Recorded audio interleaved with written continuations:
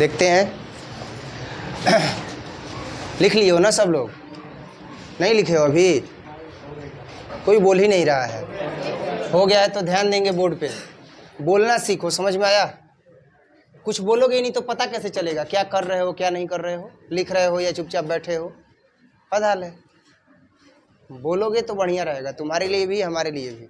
Doctor के पास चले गए, आप पता चला डॉक्टर बोलेगा पेट दर्द करता, हैया दुखाता, तो डॉक्टर समझेगा कैसे कि तुमको तकलीफ क्या है? तुमको बताना पड़ेगा कि नहीं डॉक्टर साहब पेट दर्द कर रहा है, चेस्ट दर्द नहीं कर रहा है। नहीं तो पता चला कि पेट दर्द कर रहा है, रोग है वहाँ पर, और वो दूसरा ही दवा दे दिया। तो बोलो, जो चीज़ समस्या है वो बोलो, जब पूछा जा रहा है तो बोलो, ठीक है। आज के क्लास में हम लोग देखेंगे एन एपिताफ चैप्टर का समरी। एन एपिताफ चैप्टर के बारे में हम लोग पढ़ चुके हैं, काफ़ी खूबसूरत कविता है, और इस कविता के माध्यम से हमने देखा था कि कवि वाल्टर डे ला मेयर जो है वो अपने संपूर्ण प्रेम को अपनी पत्नी के लिए, एक महिला के लिए क्या करते हैं, समर्पित कर देते हैं। वो महिला के कब्र पर जाते हैं और कब्र की ओर इशारा करके वो कहते हैं कि here lies a most beautiful lady, यहाँ एक खूबसूरत महिला लेटी हुई है, ऑफ द वेस्ट कंट्री, पश्चिमी देश की, पश्चिमी देश की खूबसूरत महिला यहाँ क्या है, लेटी हुई है। और इस तरीके से ये जो कविता है वो स्टार्ट होती है। सारे कविता का सारांश जो है वो आज हम लोग पढ़ेंगे, जिसमें स्टार्ट करते हैं उन सभी भावों को सम्मिलित किया गया है जो उस कविता के द्वारा जो है वो देखने को मिला है, ठीक है। तो अब इसमें क्या है कि सबसे पहले हम पहले पैराग्राफ में ये लिखेंगे कि एन एपिताफ कविता किसके द्वारा लिखी गई है और उन कवि का क्या भाव है, साथ ही साथ कवि जो है वो किस क्षेत्र में अग्रणी है, किस क्षेत्र में अग्रणी है मतलब कि वो जाने माने किस क्षेत्र के हैं। इन सारी बातों को पैराग्राफ 1 में लिखेंगे और साथ ही साथ कविता का भाव सेकंड और थर्ड पैराग्राफ में क्लियर कर देंगे। तो क्या है, स्टार्ट करते हैं summary. An epitaph is a remarkable poem. An epitaph जो है वह एक रिमार्केबल पोएम है, वह एक विस्मरणीय कविता है जिसे भूला नहीं जा सकता है, एक चिन्हित कविता है, रिमार्केबल पोएम है, composed by Walter de la Mare, जो लिखी गई है किसके द्वारा, वाल्टर डे ला मेयर के द्वारा। वाल्टर डे ला मेयर के द्वारा यह कविता लिखी गई है। ही इज़ वेल नोन, वह अच्छे तरीके से जाने जाते हैं, poet of the 20th century, 20वीं शताब्दी के कवि के रूप में। ही इज़ वेल नोन, वह अच्छे तरीके से जाने जाते हैं, the poet of the 20th century, 20वीं शताब्दी के, 20वीं शताब्दी मतलब 20वीं सदी के जो है वो क्या है, कवि के रूप में जाने जाते हैं। तो 20th सेंचुरी के जो है वो कवि के रूप में ये जाने जाते हैं, 20वीं शताब्दी के कवि के रूप में ये जाने जाते हैं, अच्छे तरीके से जाने जाते हैं। ही इज़ वेल नोन, वह अच्छे तरीके से जाने जाते हैं, the poet of the 20th century, 20वीं शताब्दी के कवि के रूप में। He is known for his sensitive concern, यह जाने जाते हैं अपने भावनात्मक चेतनाओं के लिए, सेंसिटिव कंसर्न के लिए, with the world of children, बच्चों की दुनिया के। बच्चे जो छोटे छोटे बच्चे होते हैं जिनके सपनों में कौन आता है, तो जिनके सपनों में जो है वो घोड़ा आता है जिसका पंख लगा होता है, जो उड़ने का काम करता है, मतलब अलौकिक दुनिया और लौकिक दुनिया। बच्चे के स्वप्न में जो है वो परियां आती हैं, वो परियों का स्वप्न जो है वो देखता है, वो देखता है कि सांता क्लॉज आया और मुझे ढेर सारे गिफ्ट दे करके चला गया, जिसका वास्तविकता से कोई लेना देना नहीं है। तो ये उन बच्चों की दुनिया के जो है वो एक फेमस कवि हैं। तो वही यहाँ पे बताया गया है कि ही is known for his sensitive concern, वह अपने सेंसिटिव कंसर्न के लिए जाने जाते हैं, with the world of children, बच्चों की दुनिया के, and the world of super natural, और अलौकिक दुनिया के, अलौकिक दुनिया के भी और बच्चों की दुनिया के भी यह एक कवि के रूप में जाने जाते हैं। विथ अ नोट ऑफ मिलनकोली, उदासीनता के भाव के साथ, ही मेक्स रीडर्स अवेयर, वह पाठकों को जागृत कर देते हैं, अवेयर कर देते हैं, about the inhuman condition of modern life, आधुनिक जीवन के या inhuman condition of modern life, अमानवीय जीवन के परिस्थितियों को जो आधुनिक जीवन में पाया जाता है। ये क्या करते हैं, तो विथ अ नोट ऑफ मिलनकोली, उदासीनता के भावना के साथ, ही मेक्स रीडर्स अवेयर, वह पाठकों को जागृत कर देते हैं, वह पाठकों को जागृत कर देते हैं मतलब पाठक एकदम चेतनाग्रस्त हो जाता है, चेतना से एकदम भरपूर हो जाता है। तो कैसी चेतना, तो अबाउट द इनह्यूमन कंडीशन, अमानवीय व्यवहार की चेतना को वह समझ जाता है, ऑफ मॉडर्न लाइफ, यानी कि आधुनिक जीवन के, आधुनिक जीवन में जो भी अमानवीय कृत्य हो रहे हैं उन अमानवीय कृत्य के बारे में यह सेंसिटिव कंसर्न लिख करके एक मिलनकोलिक टोन में कविता को लिख करके, उदासीनता के भाव में कविता को लिख करके लोगों को जागृत कर देते हैं और इन ह्यूमन कंडीशन के बारे में बताते हैं, अमानवीय परिस्थितियों के बारे में बताते हैं। इन दिस पोएम, इस कविता में, he talks of a women, इस कविता में वह बात करते हैं एक महिला की, who is no more in the world, जो इस दुनिया में नहीं है। वह इस कविता में एक महिला की बात करते हैं जो इस दुनिया में नहीं है। और आजकल तो जो इस दुनिया में है लोग उसकी बात नहीं करते हैं, लेकिन ये एक ऐसी महिला की बात करते हैं जो इस दुनिया में नहीं है। तो क्या कहते हैं, तो the poet points to the graves and says that, जो कवि है वह कब्र की ओर इशारा करते हैं, points to the grave and says that, और कहते हैं कि a beautiful lady has been buried there, एक सुंदर महिला, एक खूबसूरत महिला यहाँ दफना दी गई है। कब्र की ओर इशारा करके कहते हैं a beautiful lady has been buried there, एक जो खूबसूरत महिला है वह यहाँ क्या कर दी गई है, दफना दी गई है। ही रिकॉल्स हर, वह उसे याद करते हैं, एंड कंसीडर्ड हर, और वह उसका ध्यान करते हैं, as the most beautiful women of the west country, पश्चिमी देश के खूबसूरत महिला के रूप में। जैसे कोई भी व्यक्ति अगर गुजर जाता है जो हृदय के अत्यंत समीप होता है तो हम उसे याद करते हैं, रिकॉल करते हैं और कंसीडर करते हैं उसके सारे एक्टिविटीज़ को कि जब वह जीवित था तो किस प्रकार से हमारे साथ व्यवहार करता था। बात समझ में आ रहा है ना। और अगर अत्यधिक प्रेम करता हो तब तो बात ही निराली है, अत्यधिक प्रेम करता हो तब तो खूब आदमी याद करता है। बात समझ में आ रहा है ना। जैसे हम जो है वो जब अपने घर पर आए थे बाहर से, जब लखनऊ से जब हम आए थे तो हमारी जो बुआ जी थी वो हमको काफ़ी बुला रही थी बक्सर कि आओ मिलने के लिए। दिल्ली में थी तो दिल्ली में बुला रही थी, तो दिल्ली में हम गए थे। तो मतलब नाम बस बुआ था, ये समझो कि वो माँ ही थी। बात समझ में आया ना। नाम बस बुआ था कि नहीं वो हमारी बुआ है, बड़ी बुआ थी, बक्सर में रहती हैं। तो ये बात क्यों बता रहे हैं, ये बात इसलिए बता रहे हैं कि जिससे ज़्यादा प्रेम होता है आदमी उसको रिकॉल करता है, आदमी उसको कंसीडर करता है। जैसे अभी मैं ये बात बता रहा हूँ तो उनका जो इमेज है वो मेरे आंखों के सामने आ रहा है कि वो किस प्रकार से लाड करती थी, दुलार करती थी।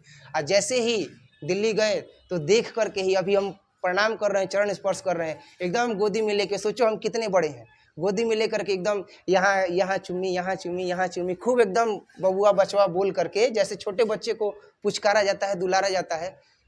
हमको इस प्रेम का आभास पहली बार हुआ। इसके बाद वहाँ से वो बक्सर आई भैया लोगों के साथ, तो बक्सर में भी कई बार हम गए, मिले। कुछ समय जो है वो हम बिजी रहे कोचिंग क्लासेस में, और उस समय स्टूडेंट भी नहीं थे, बहुत कम स्टूडेंट थे और प्रचार प्रसार में ज़्यादा बिजी थे। संघर्ष का दौर चल रहा था, अभी भी संघर्ष का दौर ही चल रहा है, क्योंकि जब लक्ष्य बड़ा होता है तो संघर्ष हमेशा करते रहना चाहिए। तो उस समय बुला रही थी, हम जा नहीं पाए, कोरोना का लॉकडाउन लगा, फिर जा नहीं पाए और उनका डेथ हो गया। डायबिटीज पेशेंट थी, उनका डेथ हो गया।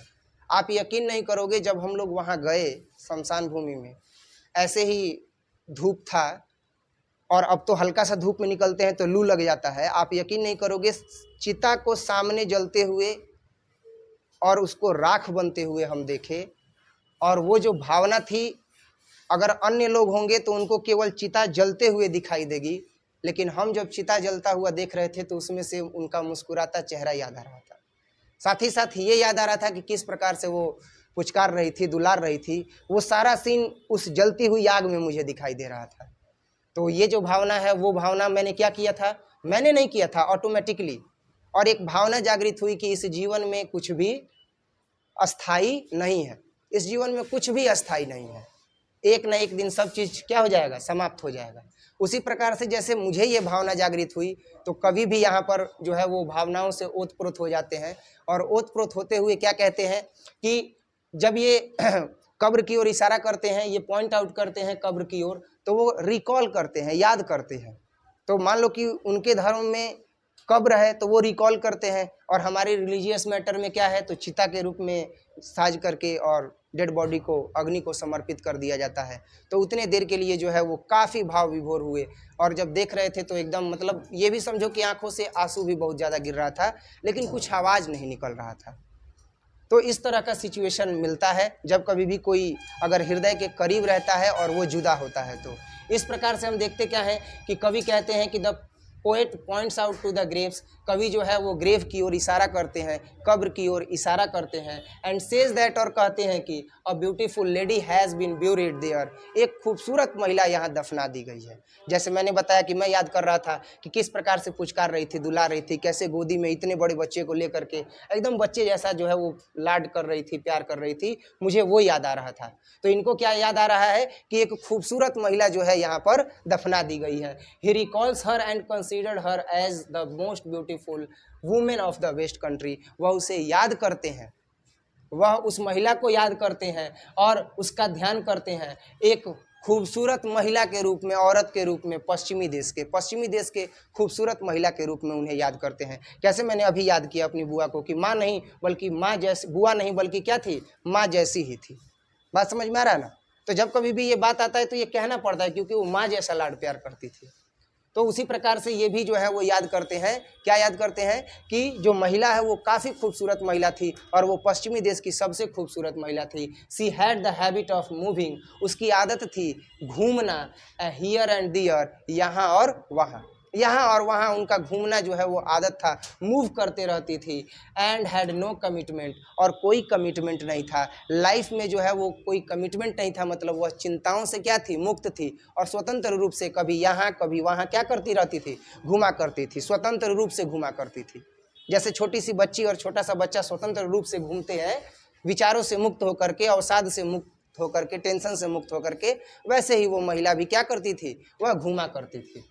Here he deals with the beauty of women, यहाँ वह बतलाते हैं उस औरत की सुंदरता के बारे में, इन मिलनकोली टोन, उदासीनता के भाव में, एंड आयरोनिकल मीनिंग, और आयरोनिकल मीनिंग में, अर्थात आयरोनिकल मीनिंग का मतलब कि विरह के अर्थ में। विरह के अर्थ में, विरह क्या होता है, जब आदमी एक दूसरे से जुदा हो जाता है, याद करता है, तो उस स्थिति में विरह की भावना उत्पन्न होती है। तो विरह की भावना को भी यह जो है, विरह के अर्थ में भी वो जो है इस खूबसूरत महिला को याद करते हैं, और साथ ही साथ उदासीनता के टोन में जो है वह उस खूबसूरत महिला को याद करते हैं। थर्ड पैराग्राफ में हम लोग देखेंगे, थर्ड पैराग्राफ में कवि जो है वो बताते हैं उस महिला से उनका क्या लगाव है और वह किस प्रकार से उनके द्वारा याद की जा रही हैं, और जब कवि नहीं रहेंगे तो उस महिला को कौन याद करेगा। ये कहने के बाद वो क्या हो जाते हैं, चिंतित हो जाते हैं और दुखी हो जाते हैं, क्योंकि लास्ट पैराग्राफ में हम लोगों ने यही पढ़ा था। तो क्या है थर्ड पैराग्राफ में, the poet expresses his sad feeling, जो कवि है वह अपने उदासीनता की भावना को क्या कर रहे हैं, एक्सप्रेस कर रहे हैं, व्यक्त कर रहे हैं, फॉर अ लेडी, एक औरत के लिए, विथ फिलोसफिकल थॉट, यानी कि फिलोसफिकल थॉट के साथ वह अपनी उदासीनता की भावना को प्रकट कर रहे हैं। And presents the reality of life, और जीवन की वास्तविकता को वह प्रजेंट कर रहे हैं, प्रस्तुत कर रहे हैं। फर्दर ही सेज दैट, वह पुनः कहते हैं कि beauty does not remains for ever, सुंदरता जो होती है वह हमेशा रहती नहीं है। सुंदरता एक न एक दिन ढल जाएगी। आज कितने भी चमक दमक में व्यक्ति रहे, फेयर लवली लगा ले और क्रीम लगा ले और पता नहीं क्या क्या होता है, आइकॉनिक काजल लगा ले, खूब सुंदरता का जो है वो क्या करेगा, देख रेख करेगा, लेकिन क्या ये सुंदरता हमेशा रहेगी? नहीं रहेगी। पता चलता है कि लड़की है तो कुछ नहीं तो ये है लेक्मी का आइकॉनिक काजल, कुछ नहीं करेगी तो काजल लगाएगी, आंखों में काजल। तो क्या जिस सुंदरता की देख रेख कर रही हैं बच्चियां या लड़के या लड़कियां, वो सुंदरता हमेशा रहने वाली है? एक निश्चित उम्र के बाद वो सुंदरता ढल जाएगी। हृदय सुंदर होना चाहिए, रूप सुंदर हो उसका कोई मोल नहीं है, पर लोग इस बात को समझते ही नहीं है। रूपवती का चयन करते हैं, गुणवती का चयन नहीं करते हैं, और हमेशा रूपवती का चयन नहीं करना चाहिए बल्कि गुणवती का चयन करना चाहिए, अर्थात जिसके हृदय में अपार गुण हो। बात समझ में आ रहा है ना? जिसका हृदय एकदम शालीनता से भरा हो, ईमानदारी से भरा हो, जिसका हृदय करुणा से भरा हो, चयन ऐसे बच्चियों का करना चाहिए। लेकिन लोग क्या करते हैं, लोग केवल चयन करते हैं रूपवती का, जिसका रूप सुंदर हो। तो ब्यूटी पार्लर में चले जाओ, बूढ़े से बूढ़े को भी एकदम नया खड़ा कर देगा, है कि नहीं? तो यहाँ पर क्या है, कवि जो है वो बताते हैं, फर्दर ही सेज दैट, पुनः वह कहते हैं कि beauty does not remains for ever, जो सुंदरता है वह हमेशा के लिए नहीं रहती है। इट वैनिसेज, यह गायब हो जाती है, एंड पासेज, और गुजर जाती है, how ever rare it may B, चाहे वह कितनी भी दुर्लभ क्यों न हो। सुंदरता चाहे कितनी भी दुर्लभ क्यों ना हो, चाहे कितनी भी रेयर क्यों ना हो, एक न एक दिन सुंदरता क्या हो जाती है, गुजर जाती है। सुंदरता गुजर जाती है मतलब कोई खूब सुंदर है तो ऐसा नहीं है कि वो हमेशा ही सुंदर रहेगा। उम्र के एक निश्चित पड़ाव के बाद सुंदरता क्या हो जाएगी, गायब हो जाएगी। तो वही यहाँ पे बताया गया है कि इट वेनिसेज, यह गायब हो जाती है, सुंदरता रहती नहीं है हमेशा, क्या हो जाती है, गायब हो जाती है। And passes however rare it may be, और वह क्या हो जाती है, वह कितनी भी दुर्लभ हो एक न एक दिन गुजर जाती है, पास हो जाती है। एट लास्ट, अंतिम में, he feels nobody will remember, वह महसूस करते हैं कि कोई भी याद नहीं करेगा, द वुमेन, उस महिला को, who lies in the grave, जो इस ग्रेव में लेटी हुई है। अब उसको मृत नहीं मानते हैं, कहते हैं कि जो महिला इस ग्रेव में, कब्र में लेटी हुई है, उस महिला को कोई याद नहीं करेगा आफ्टर हिज डेथ, उनकी मृत्यु के बाद। उनकी मृत्यु के बाद उस महिला को कोई याद नहीं करेगा जो इस कब्र में लेटी हुई है। और इस तरीके से इस कविता में हम लोगों ने क्या सीखा, हम लोगों ने एक चीज़ सीखा, रियलिटी ऑफ लाइफ, जीवन की वास्तविकता के बारे में सीखा कि जीवन की वास्तविकता सुंदरता में नहीं है बल्कि सुंदर हृदय में है, सुंदर तन में नहीं है बल्कि सुंदर मन में है। क्योंकि एक न एक दिन सुंदर तन को तो जाना ही जाना है, मिट्टी में मिल जाना है, लेकिन सुंदर मन से हम लोगों के साथ व्यवहार करके अपने व्यक्तित्व का अमिट छाप छोड़ सकते हैं। और हमारे मृत्यु के बाद, हमारी सुंदरता के गुजर जाने के बाद लोग हमारे उसी व्यवहार को आजीवन याद रखेंगे और हम उनके दिलों में क्या रहेंगे, जिंदा रहेंगे। उस समय हम कवि की तरह यह विलाप नहीं करेंगे कि मेरे मृत्यु के बाद कौन इसे याद रखेगा, बल्कि हमारा आचरण ऐसा होगा, हमारा सुंदर व्यवहार ऐसा होगा कि लोग हमें हमारे आचरण और व्यवहार के कारण अपने दिलों में जिंदा रखेंगे। इस कविता से यही सीख मिलती है। इसके आगे हम लोग देखेंगे अगले क्लास में, ठीक है। आज के लिए केवल इतना है।